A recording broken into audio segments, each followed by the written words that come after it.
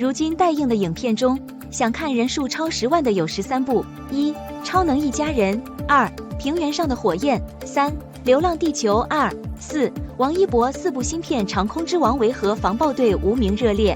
《长空之王》本是这个国庆档上映的，却在前一天突然遭遇撤档。讲述的是空军试飞员的故事。维和防暴队作为公安题材电影，讲述了中国维和警察防暴队在海外执行任务的故事。该片由黄景瑜、王一博、钟楚曦、谷嘉诚、赵华为主演。之前由于其中一个演员出现问题，也是导致该片一拖再拖，目前尚未有定档消息。无名是部谍战片，该片由陈耳编导，梁朝伟、王一博主演。